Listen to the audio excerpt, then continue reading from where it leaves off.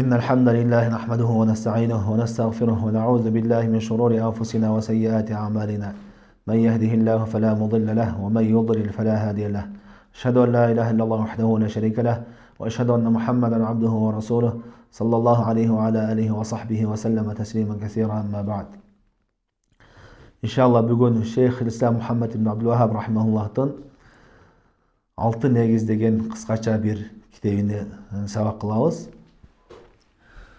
Bu alımdın başka kitapları siyahtı öyle bu kitabındağın bir neçe özgöçölükler var. Birinciden көптөгөн илимди камтыган өзү кыскача китеп болгону менен кыска эле 3-4 барак китеп болгону менен брошюрка эмне көптөгөн илимди камтыган. Андан кийин өтө жеңил сөздөр менен жазган. Карапайым элди эле окуса түшүнө турган жөнөкөй сөздөр менен жазган. Андан кийин мунун өзгөчөлүктөрүнөн кыскачалыгы. Бул алымдын баардык китептери эле ушундай көпчүлүк китептери 3 негиз 4 эреже сыяктуу кыска жөнөкөй тил менен жана далилдерди көп камтыган пайдалуу кылып жазган. Бул 6 негиз деген китеби мазмунун нелерди камтыйт? Кайсы маселелерди камтыйт десе, биринчиден эң биринчи негиз таухид ширкке байланыштуу. Таухид жөнүндө айткан эң биринчи. Экинчиден сүннөт ээрчип бидатты таштоо. Муну шариатта жамаатул адиян деп коет. Динде биригүү, ынтымак болуу, Аллахтын жолунда ынтымактуу, биримдүү болуу деген. Ошол нерсеге чакырган экинчи негизи. Демек, сүннөт ээрчип бидатты таштоо керек деген. Үчүнчү негизи болсо жамаатул абдан. Мусулман падышаларга моюнсунуп, ошол мусулман падышаларынын бийлигинин астында ынтымактуулукка, биримдүүлүккө чакырып кеткен. Жана бөлүнүп жарылып мусулман падышаларга каршы чыгуудан катуу эскерип кайтарып кеткен. Төртүнчү негиз болсо чыныгы акыйкатта жүргөн алымдар менен адашкан алымдардын айырмалары кандай?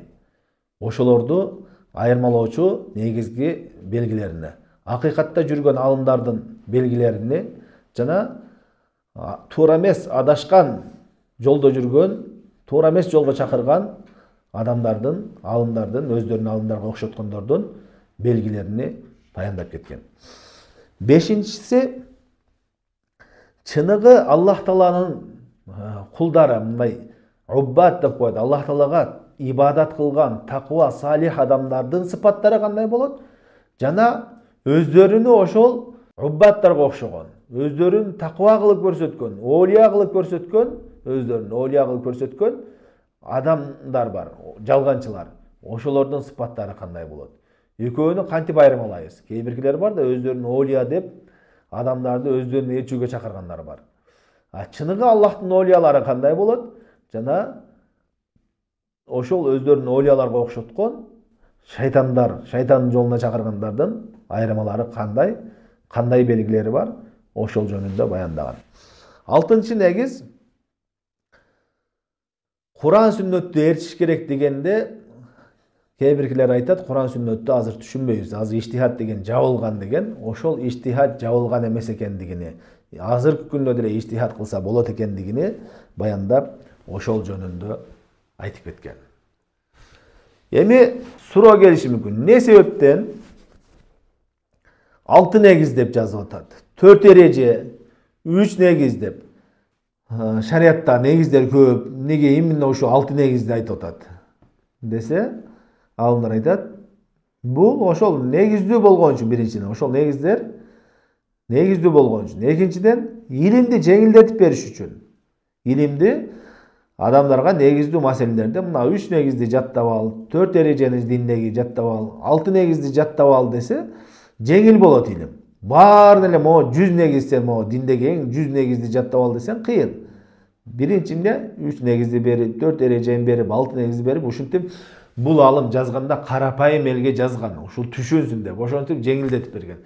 Бул пайгамбарыбыз саллаллаху алейхи вассалам жолу ушундай. Динди үйрөткөндө сахабаларга ошентип үйрөткөн. Бул сүннөттөн пайдаланган жолу. Пайгамбар саллаллаху алейхи вассалам Бухари Муслимде келген хадисте айтат, "Ижтанибу саб'ал мубиқат." Силер кууратып жок кылуучу 7 чоң күнөөдөн сак болгула деди.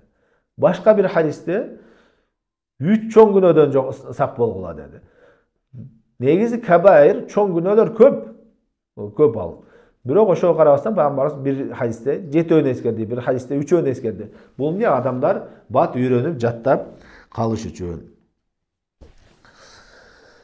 Эми Шейх Ислам Мухаммад ибн Абдул-Вахаб рахимахуллахтын китебин окуп баштай турган болсок, айтып атат: Бисмиллахир-рахманир-рахим. من أعجب العجاب وأكبر الآية الدالة على قدرة الملك الغلاب 6 أصول بينها الله تعالى بيانا واضحا للعوام فوق ما يظن الظانون. ثم بعد هذا غلط فيها كثير من أذكياء العالم وعقلاء بني آدم إلا أقل القليل. Эң таң калыштуу нерселерден дейт да, эң таң калыштуу нерселерден. Жана ошондой эле кудуреттүү падыша болгон Аллах Тааланын аяттарынан, ачык айкын эң аяттарынан эмне? 6 негиз дейт. Аллах Таала Куранда аны карапайым жөнөкөй илим ээлерине эмес, карапайым жөнөкөй элдерге түшүнүктүү кылып баяндап ачыкта берди дейт. Адамдардын оюна жетпегендей ушундай деңгээлде ачык айкын баяндады. Ошого карабастан бул аламдагы көптөгөн акылдуу, зерек адамдар ошол 6 негизди билбей адашып калышты дейт. Түшүнүктүүбү? Адамдардын акылдуулары жана зеректери көпчүлүгү дейт. Көпчүлүгү ушул нерселерди Аллах Таала Куранда ушунчалык ачык айкын баяндаса дагы эмне болду? Ошону билбей адашып калды. Эмне? Бир аз эле убакыт адамдар, аз эле топ ошону туура билип, туура карманып келатат дейт. Демек көпчүлүк адамдар ушул 6 негизден адашып калышты. Бул кыскача мукаддимасы бул китебинде жанагы 6 негизге кирерден мурда кириш сөз кылып кыскача баштады. Ошол кыскача кириш сөзүндө эле бир нече пайдалар бар. Биринчиден, адам баласы туура жолго келиш үчүн, хидаятка келиш үчүн адамдын акылдуулугу, зеректүүлүгү өзү жетишиктүү эмес.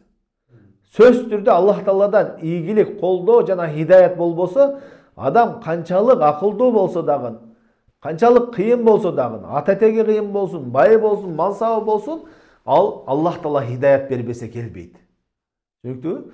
Себеби айтып атат, көптөгөн акылдуулар зирек адамдар дейт. Ошон үчүн Шейх Ислам Ибн Таймия рахмаулла Фатава Хамауия деген китебинде мутакаллимдерге, ошо философторго, жанагы жахмийлерге, муътазилдерге жооп берген. Ошолордун башчыларын эскерип айтат: "Уту закаан ва лам ю'ту закаан" дейт. Аларга Аллах Таала дейт, алар өтө акылдуу болушкан. Сүйлөгөн сөздөрүнө өтө кыйын болгон жана философторчу. Айтат, аларга Аллах Таала дейт, зиректүүлүк берди дейт, акыл берди, бирок тазалык берген жок. Кандай? Жүрөктүн тазалыгын, хидаяттын нуруну берген жок дейт жүрөгүнө.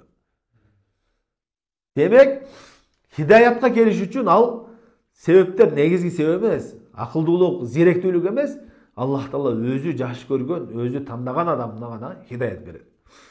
Ошон үчүн пайгамбар саллаллаху алейхи вассаламдын абасы Абу Талиб пайгамбарыбызды багып чоңойткон, пайгамбарыбызды мушриктерден коргогон, бүт кыйынчылыктарга пайгамбарыбыз менен чогуу болуп, чогуу туруп сабыр кылган. Пайгамбарыбыз коргоп, ошол пайгамбарыбыз ушунчалык жакшы көргөн аны, пайгамбарыбызды ушунчалык жакшы көргөн. Ошол дагы эмне? Мушрик, кафир бойдон өлдү. Ошол өлүп атканда пайгамбарыбыз келет. Келип айтат: "Я амми, кул ла илаха иллаллах, калиматан ухаджу лака биха индаллах." О ага дейт. Ла илаха иллаллах деп айтып койчу дейт, суранып. Бир эле сөз дейт. Айтып койчу, мен кыямат күнү ушул сөзүң менен Аллахтын алдында бул мына ла илаха иллаллах деп айткан деп барайын дейт. Шафаат кылганы. Ошентсенде жанындагылар мушриктер башчылары кирип алып, сен өзүң ата бабаң жолундан кайтып кетесиңби деп азгырышты. Пайгамбарыбыз кайра айтты, алар кайра азгырышты. Ошентип, эмне ширктин үстүндө өлүп калды. Ла илаха иллаллах кирбей, мушрик бойдон өлүп калды. Ошондо пайгамбарыбыз ушунчалык кайгырат. Пайгамбарыбыз кайгырып: "Ла астагфиранна лака ма лам унхак." Аллах Таала мени кайтарган эмес болсо, тыйган эмес болсо, мен сага Аллахтан кечирим сурайм деди. Ошондо Аллах Таала аят түшүрөт. "Ма кана лин-набийи вал-лазина аману ай ястагфиру лил-мушрикин." Пайгамбарга дагы, момундар үчүн дагы мушриктерге кечирим сураган, истигфар кылган болбойт деди. Аллах Таала истигфар кылуудан дагы тыюу салды. Пайгамбарыбыз ушунчалык кайгырганда Аллах Таала дагы аят түшүрдү. "Иннака ла тахди ман ахбабта, валакин Аллах яхди ман яша." Чынында сен өзүң жакшы көргөн адамдарды эле хидаятка баштай албайсың деди. Бирок эмне? Аллах Таала кимди кааласа ошону хидаятка баштайт деди. Элестетиң, пайгамбарыбыз адамзаттын эң жакшысы. Адам алейхисаламдан баштап кыяматка чейин эң жакшы, эң кадыр бактуусу бул пайгамбарыбыз. Жада калса алымдар айтат, периштелерден да жакшы пайгамбарыбыз. Аллахтын алдында кадыр бактуу. Ошол дагы өзүн жакшы көргөнү хидаятка баштай албай жатат. Демек бул дин деген сезимдер менен эмес, тууганчылык менен эмес, акылдуулук менен эмес, зеректүүлүк менен эмес. Дин деген Аллахтын тауфиги. Аллах Таала кимге хидаят берген болсо, кимге жакшылык каалаган болсо, мына ошолорго берет. Ошолорго хидаят берет. Канчалаган акылдуулар бар, канчалаган зеректер бар, кайдагы болбогон уйга, отко, ташка сыйынып жүрөт. Болбосо дүнүйөнү башкарып жүргөн, дүнүйөгө таасирин берген акылдуу зеректер бар. Бул кайдагы бир уйга сыйнат, кайдагы бир ташка сыйнат, аялдардын жатынына сыйнат, дагы бирдекелерге ошого окшогон нерсеге сыйынып жүргөндөр бар. Бул жерден бизге дагы чоң пайда, кимди Аллах Таала хидаят жолуна баштаган болсо, өзгөчө таухид, сунна жолуна баштаган болсо, ал бул баа жеткис Аллахтын берген неаматы. Аны сактап калганга аракет кылыш керек. Неге? Мындай неаматты эч ким илимиң менен да, билимиң менен да, акылың менен да келе албайсың. Аллах Тааланын фазилети менен, Аллах Таала райымдуулугу менен, мээримдүүлүгү менен ошо сени миллиарддаган адам ичинен тандап, ушундай жерге баштаганы бул эң чоң неамат. Аллахтын эң чоң неаматы. Ошон үчүн ушул неаматты баалай билиш керек. Ар бир мусулман өзгөчө ахли сүнна вал жамаат арасында өтө ынтымактуу болуп, бири-бирине райымдуу, мээримдүү болуп, бири-бирини жоготпогонго аракет кылып, биримдүүлүк болуш керек. Ошон үчүн сәләфтәрдән келет: "Истаусу би ахли сүннати хайра, фа иннахум акаллун нас." Силер ахли сүннага жакшы мамиле кылгыла дейт. Анткени эмне? Алар адамдардын ичинде эң азы дейт. Бул илгерки сәләфтәр кезинде ушундай болгон. Кимге акыйкат жол берген болсо, бул чоң неамат. Кимди хидаятка баштаган болсо, Аллахтын чоң неаматтарынан. Бул мукаддимасынан дагы негизги пайдалардан баян келүү менен, баян келген болсо, баян деген кабар бизге жетип келди. Аллах Тааладан вахий келди, пайгамбарыбыздан вахий келди. Ошол табайюн болушу шарт эмес. Табайюн деген далил келген болсо, ошол ачык айкын болушу шарт эмес. Кандайча десе, бирөө айтышы мүмкүн, буга далил жеткирдим мен дейт да. Жеткирдим десе, бирок ошол жеткирдиң сен, жеткиргениң туура. Бирок ошол далилди ал толук түшүнүшү шарт эмес. Түшүндүңбү? Балким түшүнбөй калган болушу мүмкүн. Сен жеткиргениң түшүнбөй калган болушу мүмкүн. Ошол сыяктуу эле Куран сүннөттө Аллах Таала таухидти, ширкти ушунчалык ачык айкын баяндады. Бирок ал нерсени ар бир адам эле табайын болгон жок. Ар бир адамга ачык айкын болгон жок. Мындайча айтканда табайын деген ачык айкын болуусу. Ал ар бир адамга табайын болушу шарт эмес. Эми Аллах Тааланын жазасы качан? Окубасы. Кимге табайын болгондон кийин, ачык айкын болгондон кийин, ошондон кийин баш тартса, ага жаза болот. Түшүнүктүбү? Мисалы үчүн, азыр айтышы мүмкүн да, азыр бардык жерде далил жетти. Куран любой жерге барсаң бар, орусча, кыргызча, интернетте бар деп. Эми оруска же бир кыргызга арабча түшүнбөгөн бирөөгө Куранда арабча окуп берип коюң, мына далил жетти десең, ал туура эмес. Анткени ал түшүнгөн жок. Далил жеткени башка, аны түшүнүү башка, ал ачык айкын болуусу башка. Түшүнүктүбү? Ошол себептен көпчүлүк адамдарга ачык айкын болбогон себептүү дагы эмне? Адашуу жолдо жүрө берет. Далил жеткен. Куранда окушат, түнү күнү окугандар бар. Кээ бирлер карылар бар, ушундай жаттаган. Бирок Куранда жана айткандай, арбактардан сурабагыла, жалгыз Аллахтан дуа кылып сурагыла деп ачык айкын айтып атса дагы, ага акыл жүгүткөн жок. Ага ал аяттар ачык айкын болгон жок, түшүнгөн жок. Түшүндүңбү? Себеби ал өзүнө тоскоол кылып, мен Куранды түшүнбөйм деген жабып алган. Ошондой тосуктар бар. Аллах Таала Куранда айтат: "Ва ман юшакиқи расула мин баъди ма табайяна лахул худа." Кимде ким пайгамбарга каршы чыкса, качан? Ага хидаят жолу ачык айкын болгондон кийин дейт. Нуаллихи ма тавалла ва нуслихи жаханнам ва саат масира. Аны ошо ээрчиген нерсесине таштап коебуз, жана анын баруучу жайы тозок деди. Ал качан да отот ошол жаза?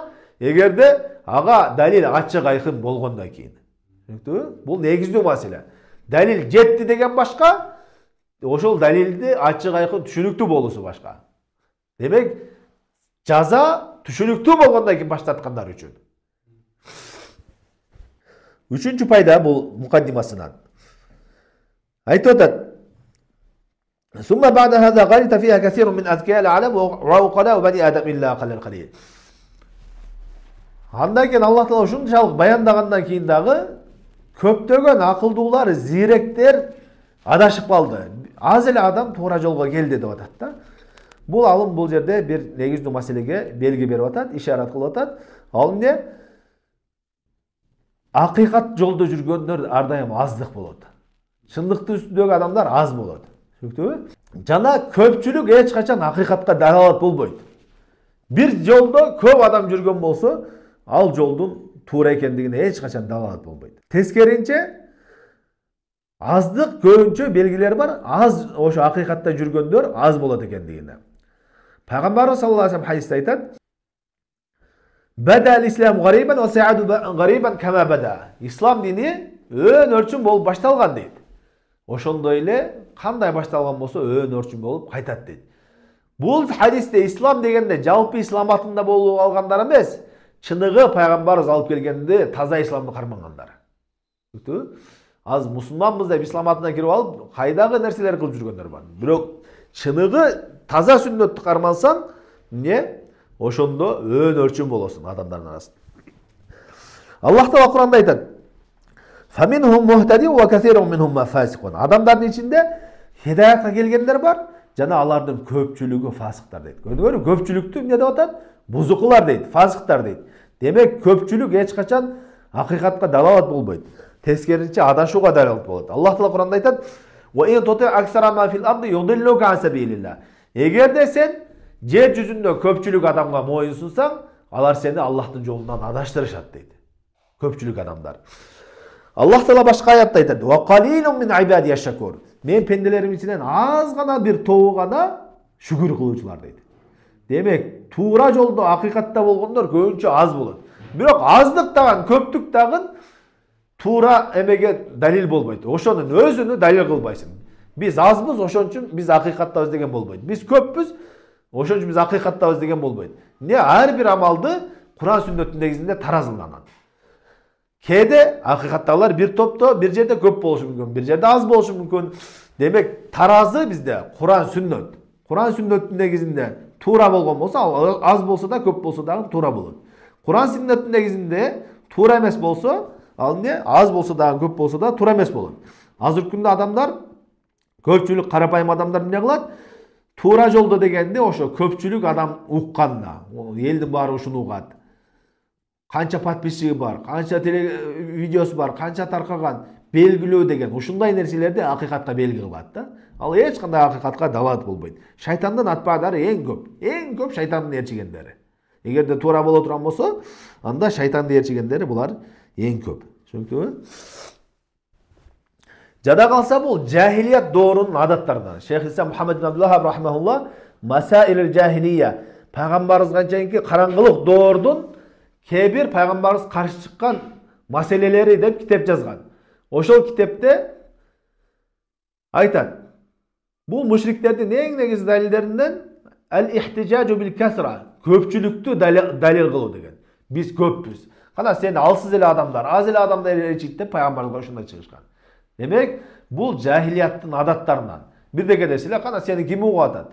Артыңда ким бар? Ким ээрчип атат? Сен 100-200 адам эле подписчигиң бар экен. Ама жакта 10 миң, 1 миллион, 100 миң эмеси бар. Мына ушулар чыныгы эме. Сени эч ким тааныбайт деген. Ушул сыяктуу сөздөр менен силер азсыңар, жашынып бекинип деп ушул сыяктуу сөздөр менен эметет. Демек, жада калса Фираундун, илгеркилердин бардыгынын ошундай шубухасы негизгиси. Көпчүлүк менен аз кылышкан, биз көппүз деген менен. Андан кийинки негизги пайдаларынан айтат: "Байянаха Раббуна баянан кафиян шафиян."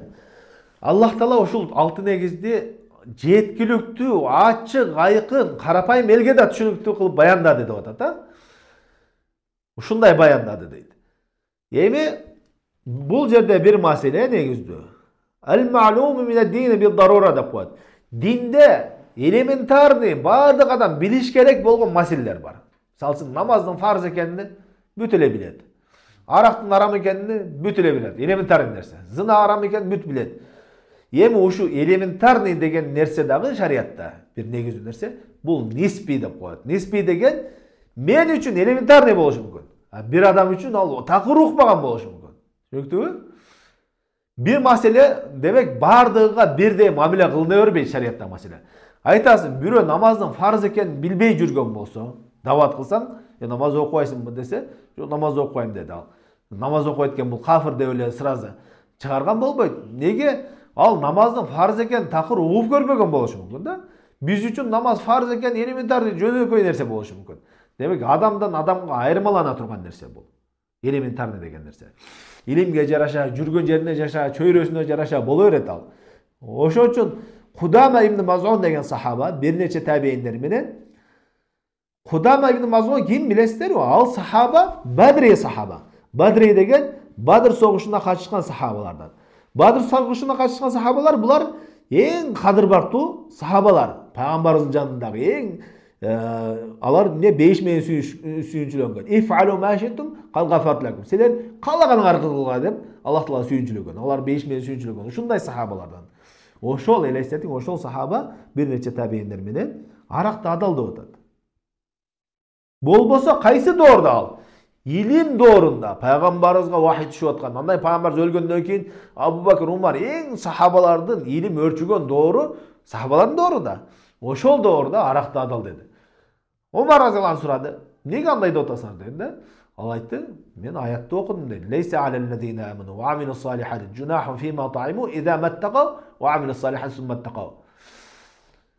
Аллах Таалага иман келтирип, такыбачылык кылгандар үчүн алар жеп ичкен нерсесинде күнөө жок деди. Эгерде алар такыбачылык кылган болсо деп, ушул аятты туура эмес түшүндү. Бул туура эмес түшүнүк жахилдиктин бир түрлөрүнөн. Түшүндүңбү? Түшүнгөндө Умар разияллаху айтты, ахта таттауил. Силер туура эмес түшүнөсүңөр деди. Эгерде такыбачылык кылганыңарда арак ичпейт элеңер деди. Түшүндүңбү? Ошо сахабаларда дагы жахилдик болуп калса, арактын арам экендиги элементарный нерсе да. Ошол нерсени да ошолорго жашырын болуп калса, андан башка адамдарга эмне болушу оңой эле да, ыктымал көп да. Ошондой эле Абдуллах ибн Масуд радыйаллаху анху билесиздер, Абдуллах ибн Масуд радыйаллаху анху айтат, Куранда кайсы бир аят болбосун дейт. Мен дейт, билем аны. Ал каерде түшүрүлгөн, кимге түшүрүлгөн, кандай максатта түшүрүлгөн бүт билем дейт. Эгерде менден дагы жакшыраак билген бир адам болсо, ошого төө жете турган жер эле болсо мен барып билим алмакмын деген да. Ошол Абдуллах ибн Масуд Кул аузу би раббил фалак, кул аузу би раббин нас сүрөлөрү Курандан эмес деп айтчы. Элестет? Кийин кайткан деп айтышат, андан кайткан. Ошол элементарный нерселер жашырын болуп кала берет ал адамдарга. Аны сахабалар кафырга чыгарышкан жок аны. Курандан бир аятты четке калса кафыр болосуң да негизи. Ал үзүрлүү болуп атат. Демек ушул элементарный нерсе менен билиш керек буларды деп туруп, азыркы күндө кафырга чыгаргандар булар жахилдиктер. Дагы айтышат. Азыркы күндө илим интернет аркылуу бар жокко таркады. Мындай заман эч качан болгон эмес депчи. Айтабыз. Пайгамбарыбыздан кийинки сахабалардын доорунда эң илим таркаган эди. Анткени сахабалар бүт алымдар. Бардык пайгамбарыбыздан илим алган. Ошолордун арасында жахилдик болуп атса, ошолордун арасында жахилдик болуп атса. А бизде илим кайдагы илим? Чачырып бурмаланган бидат, бүт ширкти киргизген баары ошондой илимдер таркап атса.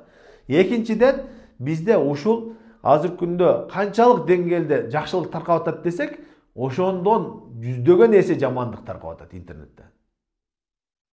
А ошол жакшылыкка жеткире койбой, ошондон тосуп курчаган жамандыктар, жүздөгөн жамандыктар таркап атат. Демек азыркы учурда үзүр берүү ауламдай зарылыраак да, ал учурга караганда. Бул эки нерсени эмне себептен айтып атабыз? Мисалы үчүн айттык, бирөөсүнө далил жеткен болсо, ал сөзсүз түрдө ачык айкын баян болушу шарт эмес деп. Экинчиден, бир жөнөкөй нерсе, жөнөкөй маселе бардык адамдарга эле жөнөкөй боло бериши шарт эмес. Бир адам үчүн жөнөкөй болсо, экинчи адам үчүн жөнөкөй болушу шарт эмес деп айттык. Анткени азыркы күндө Көпчүлүк мына такфиризм менен ооругандар. Такфир деген эмне? Мусулмандарды акысыз кафырга чыгарган кээ бир топ, кээ бир жамааттар бар. Жихадисттер ошолордон чыгат. Мына ошолор айтат, азыркы күндө ширк кылган адамдардын бардыгы мушрик кафыр. Кимде ким намаз окубаса ал кафыр деп, кафырлык ишти, ошондой эле ширк иштерди кылып койгон болсо, ошолордун баарыны кафырга чыгарышат. Анын шарттарына карабастан эле кафырга чыгарышып атат. Эмне себептен кафырга чыгарып атасың десе, жанагы эле сөзүм эмне? Азыр далил баарына жетти. Азыр үзүр жок. Анан бул ширк деген Аллахтын акысы, жана тавхид деген Аллахтын акысы, ушул ширк кылып аткан адам ошону билиш керек эле, үйрөнүш керек эле. Кантип эле ошону билбей калды, бул жөнөкөй нерсе. Намаздын фарз экендигини билишпейби? Бул баары эле билет, ушуну билбей калдыбы? Бул нерседе адамдарга үзүр бербейбиз деп айтышат. Ошон үчүн айтып атабыз, биринчиден адамдарга далил жеткени менен аны түшүнүү башка. Баарына адамдардын баарына Куран жеткен болсо да, бирок ошол Куранды түшүндүбү, түшүнбөдүбү? Ал экинчи маселе. Көпчүлүк адамдар түшүнгөн жок. Экинчиден, бир адам үчүн жөнөкөй болгон маселе экинчи адам үчүн жөнөкөй болушу шарт эмес. Жана эле эскерип өттүк, пайгамбарыбыздан кийинки ошо Бадыр согушуна катышкан эң илимдүү, эң жакшы сахабалардагы жөнөкөй маселе. Мисалы үчүн арактын арам болгондугу бул бүт баарына белгилүү болгон жөнөкөй маселе. Ошону ошондой чоң сахабалар билбей калып атат. Демек, кээ бир маселелер кээ бир адамдар үчүн жашыруун болуп кала бериши ыктымал бул. Ошон үчүн сөзсүз түрдө бир адамды кафырга чыгарганда кафырлык амал кылып койсо эле дароо аны кафыр деп эстен өзүнүн шарттарын караш керек. Алымдардын сөздөрүн да туура түшүнүш керек. Туура азыркы күндө чоң алымдар бар. Мисалы үчүн Шейх Ибн Баз, Шейх Салих Фаузан, чоң алымдар кимде ким намазды таштаса ал кафыр дейт. Бирок ошол алымдар, алардын сабактарынан да көрдүк, мына ошол алымдар эмне дейт? Жеке адам жөнүндө суралган болсо, менин бир байкем же баланча бир тууганым намаз окубай жатат, ошол капырбы, кандай мамиле кылам десе, аны казыга, сотко кайрылгыла деп айтышат. Алымдардын сөздөрүн туура түшүнүш керек. Алар жалпы ошол амалдын өкүмү кандай экендигини айтышат. Бул таштаган, намазды таштаганды кафырлык деп айтышат. Жана ошондой эле кимде ким ширк кылган болсо, ал кылган иши ширк деп айтышат. Бирок ошол бир жеке адам кылып аткан болсо, ошону ага өкүм берүү үчүн өзүнүн шарттарын карашат. Ал билип туруп кылдыбы, такташат, илимдин негизинде кылып атабы, кандай негизде кылып атат. Азыркы күндө биз ошондой такташ керек аны. Бир адам намазды таштабай жаткан болсо, ал балки ал намазды таштаганды кафир эмес деп билеттир. Негизи көпчүлүк алымдар имам Малик рахмахулла, Абу Ханифа рахмахулла, жана ошондой эле имам Шафии, жана ошондой эле имам Ахмад бир оюнда намазды таштаган кафырлык эмес деп айтат. Мындайча айтканда 4 мазхабтын 3-өө тең кафырлык эмес деп айтат. Имам Ахмад рахмалла кафир деп айтат. Бул жерде намазды таштаган кафырлыкпы, кафырлык эмеспи? Ал жөнүндө эмес. Негизинен ошондой амалдарды кафырлык амалдар болуп кала турган болсо, анын өкүмү кафырлык деген башка, бирок аны жеке адамга ошол өкүмдү түшүргөн башка. Ошо айырманы билиш керек. Азыр ушул такфирилер жана мусулмандарды акысыз кафырга чыгаргандар ушуну жакшы түшүнбөгөндүктөн кимде ким намазды таштаса кафыр деген алымдардын сөзүн тапса, же хадис тапса, аят тапса, болду, ошону жеке адамдарга практика жүзүндө, иш жүзүндө амал кылышып түшүрүшөт. Андай болбош керек. Бизде көпчүлүк адамдар бар, ал намаз жөнүндө угуп да көрбөгөндөр да чыгат. Ал ширк жөнүндө такыр билбегендер бар. Ошол пайгамбарыбыздын доодо, пайгамбарыбыздан кийинки сахабаларда ошондой маселелер, белгилүү болгон маселелерди билбей калып аткан сахабалар бар болуп аткан болсо, биздин абалыбызда көп андай. Бизде азыр ушунчалык илимсиздик таркаган доор. Элестетиң, Абдуллах ибн Масуд, жана айтып өттүк, Абдуллах ибн Масуд Куранды эң жакшы билген сахабалардан. Ошол жада калса, эмне кул аузу би раббил фалак, кул аузу би раббин нас деген эки сүрө бул Курандан эмес деп айткан. Эми ошондой сахабага ушул жашыруун болуп калып атса, биздин доорубуздагы адамдар илимден такыр алыс, шарият жөнүндө угуп көргөн эмес, шарият жөнүндө окуп көргөн эмес, андай адамдарга жашыруун болуп калыш ыктымалы көп. Ошон үчүн адамдарды кафырга чыгарууда шашылбастан эмне өзүнүн шарттары менен алымдарга кайтыш керек. Сөзсүз түрдө илим ээлери, жеке адамдарга илим ээлери түшүндүрүп, жеткирип, анан чыгарат, ал кафирга чыгара турган болсо. Карапайым адамдын, илимсиз адамдардын кичине эле бир эки нерсе окуп алып эле адамдарды кылган ишин ошо кафирга чыгаруу болуп калбаш керек. Аллах таала ошондой нерседен өзү сактаган болсун.